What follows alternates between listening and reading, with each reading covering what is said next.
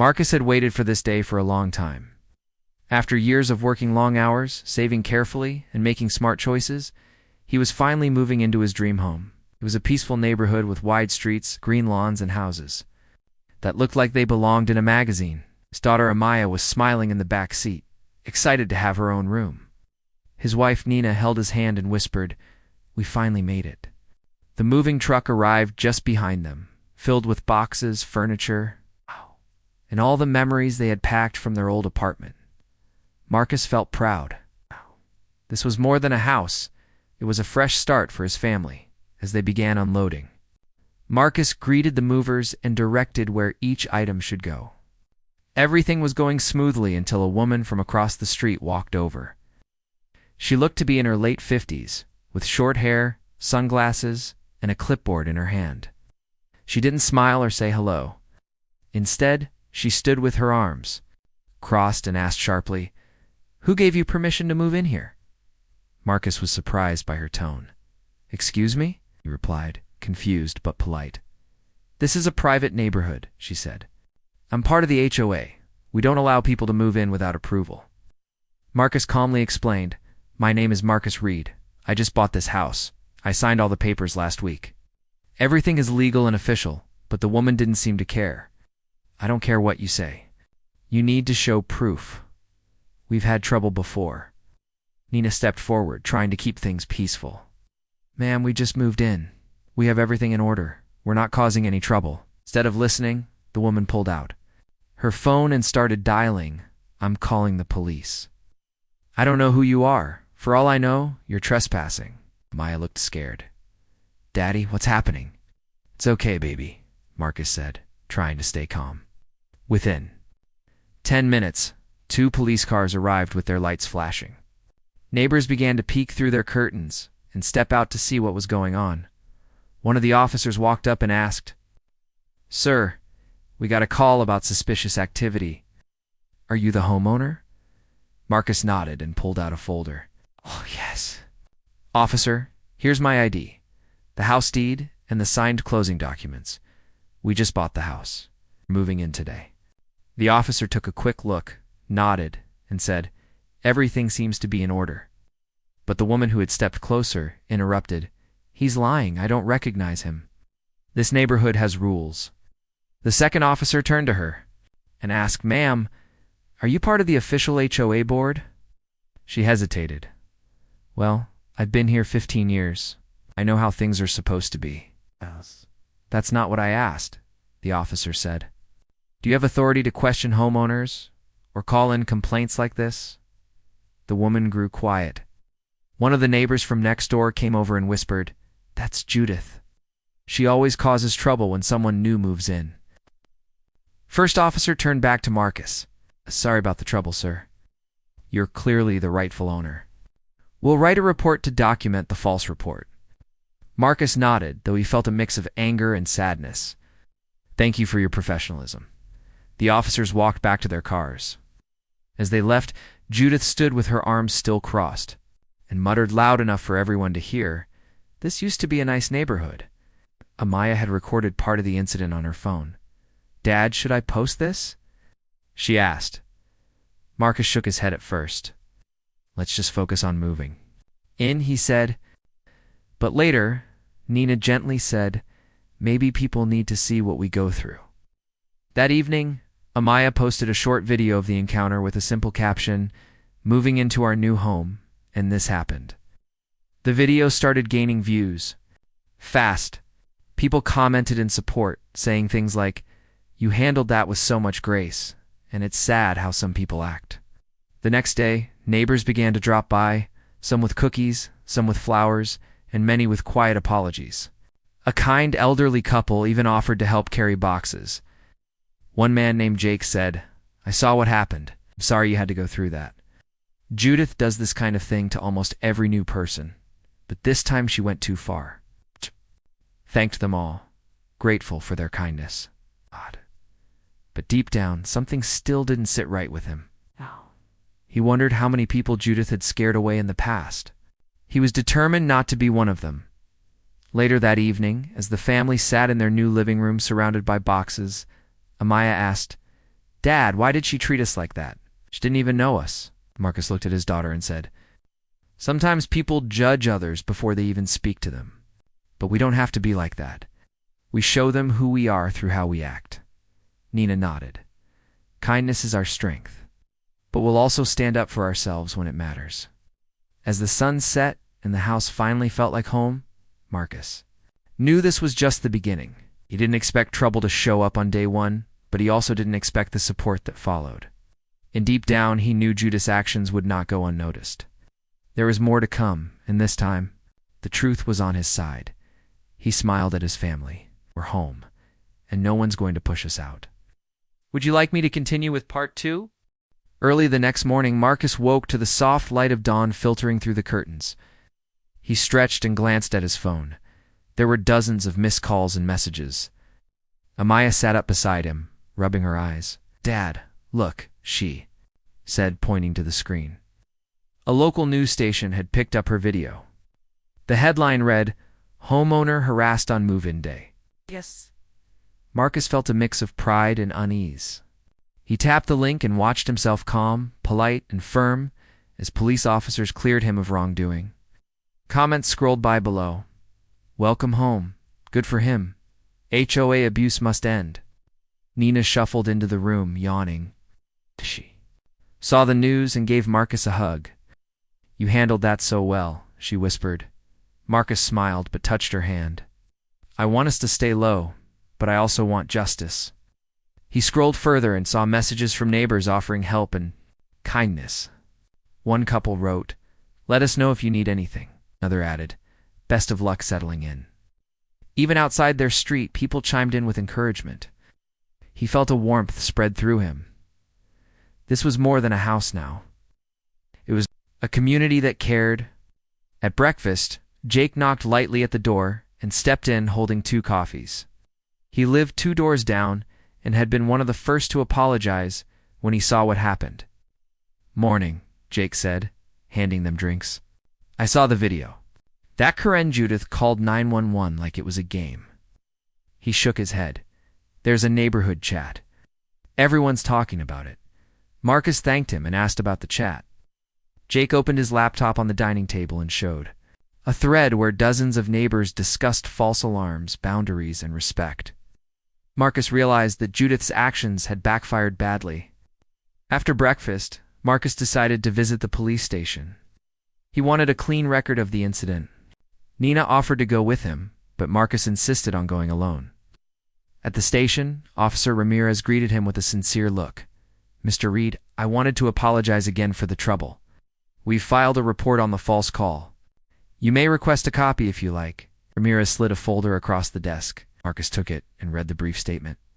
Caller reported suspicious moving activity. Responded promptly. Homeowner produced deed and ID. False alarm. Caller warned about misuse of emergency services. Marcus nodded. Thank you, officer. I appreciate your honesty. Ramirez smiled. If she calls again, feel free to call me directly. Marcus shook his hand, feeling stronger with official backing. Back home, he reviewed the HOA paperwork he had downloaded from their website. He found the bylaws, the board list, and meeting minutes. It turned out that Judith was never officially on the board. She had no title or voting power, yet she carried herself like the queen of the neighborhood. As Marcus read, he discovered a curious entry. A year ago, someone named Resident had filed a complaint about unauthorized fence building on Elm Street. That sounded like the small garden shed Judith had built. He made a note. Evidence of past misdeeds, even if she had kept her name hidden. Nina found him in the study, surrounded by papers. You look intense, she said softly. He showed her the meeting minutes. She's been tripping people up for months. No one called her out until now? Nina frowned. People must have been afraid, she said. Or maybe they just didn't know how. Marcus closed the folder. I think it's time to speak up properly. I'll file a complaint with the HOA board and the county about trespassing and harassment. Nina squeezed his shoulder. I'll support you every step.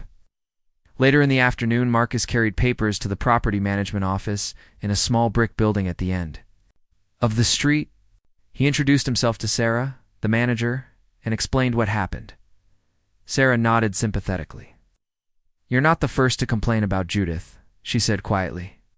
"We've warned her about blockading driveways and taking liberties, but we could not find written proof until now." Marcus handed over the police report and the meeting minutes. Sarah took notes and said, "We'll call a special board meeting with evidence. This behavior violates rules on harassment and false reporting. We'll also remove her authority to monitor move-ins." Marcus felt relief. Finally, someone was taking it seriously. On his way home, he stopped by a neighbor's house where two children played with chalk on the sidewalk. Their mother waved. "Thank you for standing up," she said. We all felt. Too nervous to say anything, Marcus knelt to greet the children. "It's their home too," he told Nina later. Ow. "They deserve a safe place to live." That simple thought strengthened his resolve. That evening, the neighborhood chat exploded again.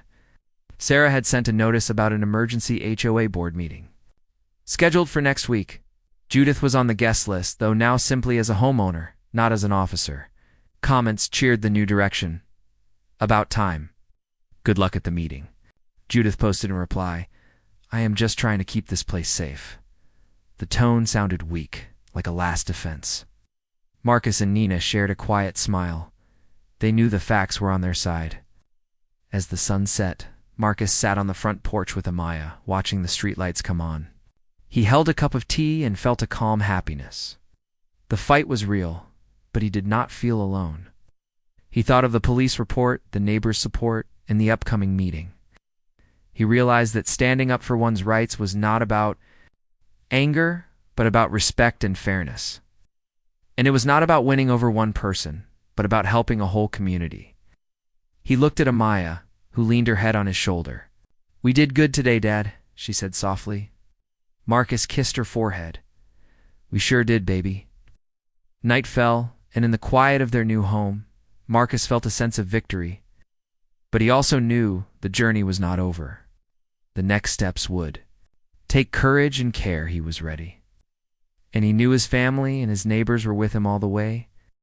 Early that morning, Marcus woke with nerves and excitement. He dressed carefully in a simple shirt and slacks. Nina adjusted her scarf and offered him a warm cup of coffee. The house was quiet, but outside he could hear the hum of cars and the soft rustle of trees in the early breeze. Maya peeked in, gave him a thumbs up, and hurried off to get dressed. Marcus felt the support of his family and stepped into the car with a steady breath. Today was the day he would stand before the HOA board and present the truth. He knew it would be hard, but he also knew it was right. The community center stood at the end of the street, a low brick building with a small parking lot. Marcus and Nina arrived early. A few neighbors were already there, clutching cups of coffee and whispering quietly. Some offered Marcus a nod and a whispered, "Good luck." Inside, folding chairs faced a long table where 5 board members sat with papers and laptops. Sarah, the property manager, greeted Marcus with a gentle smile and pointed to an empty seat at the table. Judith stood at the back of the room, arms crossed, her face set in a stubborn line. When the meeting began, the board chair spoke in a polite but firm tone. He reviewed the rules for speaking and reminded everyone to keep comments brief and on topic. Marcus watched Judith shift in her shoes. She gave him a quick glare before looking away. Then it was his turn.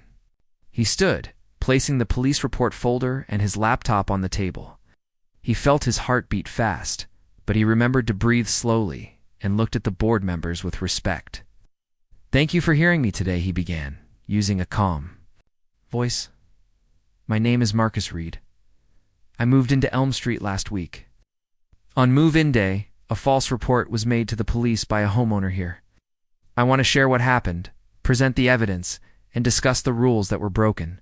He opened the folder and handed copies of the police report to the board and to Judith. He summarized the report in simple words, reminding them that the officers cleared him of any wrongdoing and warned about misuse of emergency services. After that, Marcus closed the folder with care and connected his laptop to a projector. On the wall, Amaya's short video clip appeared, showing the moment police arrived, his proof of ownership.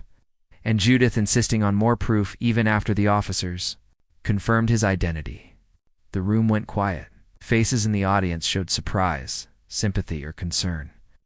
A soft murmur spread when the loudspeaker crackled, and the video replayed the moment Judith muttered, "This used to be a nice neighborhood."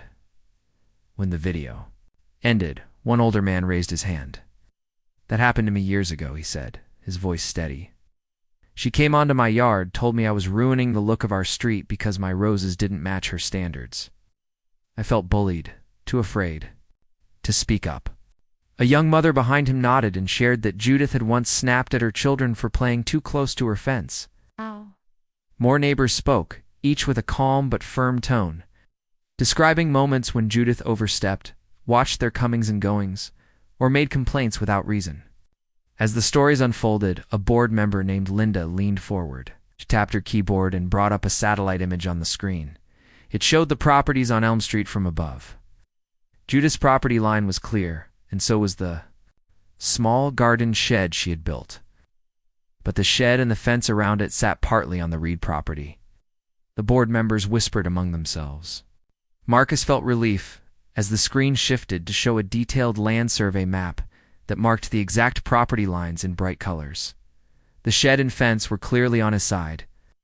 Judith rose from her seat, her voice sharp. "That map could be wrong," she said. "I've gardened in that spot for years." "Maybe the line shifted?" The board chair held up a hand. "The survey was conducted by a licensed surveyor last month," he replied. "We have the official document here," he pointed to a printed copy on the table. "This is binding for all homeowners." The map remained on the screen, and Judith sat back, her face pale. Marcus took a gentle breath and said, "I did not want to cause trouble. I only want respect for our shared rules and for my family's property. I hope we can resolve this fairly." He closed his laptop and met Judith's eyes for a moment. She looked down, her shoulders slumped. The board reviewed their notes in silence, then turned to Sarah, the property manager. She spoke up. "There is clear evidence of trespassing, unauthorized construction, and harassment. These violations go against our HOA bylaws." The chair nodded and asked for a vote. Within minutes, the board decided to revoke Judith's informal authority to monitor move-ins, to require removal of the shed and fence, and to warn her that further violations could lead to fines or legal action. They also agreed to remind all homeowners of the rule against false police reports and harassment. The board chair invited Judith to speak again if she wished to appeal the decision, but she said nothing. The meeting moved on to other matters on the agenda. As the meeting closed, neighbors quietly clapped or offered soft thank yous to Marcus. His legs felt weak as he gathered his papers, but Nina squeezed his hand and gave him an encouraging smile. Aside, a few neighbors lingered. One of them said, "We needed someone to stand up." "Thank you." Another added, "This neighborhood feels like home again." Marcus exchanged nods and soft words of thanks. Even Judith slipped past him without a word, her face hidden by the brim of a sun hat. Walking back to his car, Marcus felt a mix of pride and relief. He had feared conflict, but standing calmly on truth and facts had made a real difference. Nina slipped her arm through his and said, "You were strong and fair." Maya bounced alongside them, excited to tell their friends about the big win. Back at home, neighbors brought over a small potted plant and a handwritten note that read, "To New Beginnings and Fair Play." Marcus smiled as he placed the plant on the front porch, feeling a sense of belonging he hadn't felt before. That night, as the family gathered around the dining table for a simple meal, Marcus shared the story of the meeting. He spoke of the faces in the room, the power of a clear map, and the importance of standing up when something is wrong. Amaya listened with wide eyes, and Nina nodded in agreement. "You taught us all a lesson today," she said softly. "We respect the rules, but we also respect each other." Marcus looked at his family and thought how fortunate he was to have their love and support. As they washed dishes together later, Marcus reflected on the day's events. He thought about the neighbors who had been too afraid to speak and how things might have stayed the same if he had stayed silent. Felt gratitude for the support he had received, and he realized that a neighborhood was more than a group of houses. Was a community of people who cared for one another. And when someone tried to break that trust, standing up for what was right could bring everyone closer. In the quiet of the evening, Marcus wrote an email to the HOA board, thanking them for their fair approach and for restoring respect in the neighborhood. Then he opened his laptop and sent a message to the neighborhood chat. "Thank you all for standing by us today. We appreciate your support and look forward to growing together." He closed the laptop, turned off the lights, and joined Nina and Amaya on the sofa. They cuddled under a soft blanket and watched a movie, the stress of the day easing away in the warmth of home. Before sleep claimed him, Marcus whispered into the dark room, "We did it." He smiled, knowing there was still work ahead removing the shed and fence, mending relations and building trust with neighbors. But he also knew that when people came together around truth and respect, they could create a stronger, kinder place to live. And that knowledge gave him peace as he drifted into a deep, hopeful sleep. Marcus woke early with the sun's first light slipping through the curtains. He felt a quiet determination as he sipped his coffee in the kitchen, thinking about the next steps. He and Nina had talked late into the night about filing a formal complaint. Now, it was time to act. He opened his laptop and drafted a letter to the homeowner association and the county court. He explained how Judith had built a shed and fence on his property without permission, and how she had made a false 911 call. He attached copies of the police report, the land survey, and the HOA board's decision. Nina looked over his shoulder and nodded. "This is clear and fair," she said. Marcus clicked send and felt a weight lift from his shoulders. Over the next few days, Marcus and Nina prepared for the hearing. They met with their real estate lawyer, a kind woman named Miss Patel, who explained the eviction process. "We will seek an order to remove the fence and shed as trespassers' property," Ms. Patel said. "The court will require proof you own the land and that Judith is on the wrong side of the boundary." They reviewed the survey maps again and went over every detail. Marcus felt nervous, but supported. Maya sat at the table, drawing little pictures, and Nina made sandwiches for them all, while Marcus gathered documents. On the morning of the hearing, Marcus dressed in a neat shirt and slacks. Nina and Amaya wore their best clothes too. They arrived at the small county courthouse, a modest brick building with tall windows. They walked through the doors and saw a short line of people waiting for family and landlord-tenant cases. Marcus checked in and sat in a metal chair with Nina beside him. Amaya held his hand tightly. The room buzzed with quiet murmurs. When the clerk called their case, Marcus stood, smoothing his shirt, and followed her into a small courtroom. Judge sat at a raised bench, his face kind but serious. Judith was already there, standing near her lawyer, looking unhappy. Marcus felt a flutter of nerves and took a deep breath. Ms. Patel spoke first. She laid out the facts clearly. The deed showed Marcus owned the property. Survey marked Judith's shed and fence on Marcus's land. The HOA board had ordered removal. Judith had refused. The lawyer asked the judge to issue an eviction order for the shed and fence and to award legal fees. Marcus sat quietly, watching Judith's face. She stared at the floor, her cheeks pale. Then Judith's lawyer stood. He said she believed the survey was wrong and that she had lived there for years without complaint from previous owners. He asked for more time to check old deeds and photographs. The judge listened patiently and asked Judith directly if she would remove the shed and fence voluntarily. Judith shook her head. "I built it myself. It's mine," she said softly. The judge looked at the survey map on his screen and said, "Ms. Morrison, the survey is recent and from a licensed professional. Your shed occupies land belonging to Mr. Reed. Under county code, that makes it trespassing. I will grant the eviction order." He tapped his gavel lightly. "You have 30 days to remove the shed and fence and to pay reasonable legal fees." Judith nodded silently, tears in her eyes. Back outside the courtroom, the sun felt warm on Marcus's face. Nina hugged him and Amaya jumped up and down, thrilled. "We did it," Amaya shouted. A reporter from the local paper who had been covering HOA issues approached Marcus with a notepad. "Mr. Reed, congratulations. How do you feel?" Marcus smiled wearily. "I feel relieved. This was never about punishment. It was about fairness and respect for the rules." The reporter nodded and snapped a few photos. Marcus gave a brief interview saying he hoped other homeowners would stand up for their rights peacefully and respectfully. Over the next few weeks, word spread through the neighborhood. Some neighbors whispered about Judith as they walked by her empty yard. God. Others brought food and kind notes to the Reeds, celebrating their victory. Normal. They painted walls, assembled furniture, and helped Amaya unpack toys. But every time Marcus saw the corner of his yard where the shed had been, he felt a small victory glow. He and Nina helped children draw chalk art on the sidewalk, and neighbors joined in with friendly waves. On the 30th day, Judith arrived, with a rented truck and 2 helpers. They worked quietly, dismantling the shed board by board and taking down the fence. Marcus watched from inside, feeling a mix of regret and relief. Did not gloat. Instead, he felt compassion for Judith, even though she had caused him stress. When the last plank was loaded, Judith approached the property line. She looked tired and ashamed. Marcus walked out onto his lawn and held out his hand. For a moment she hesitated, then took it. "I'm sorry," she said. "I was scared of change." Marcus nodded.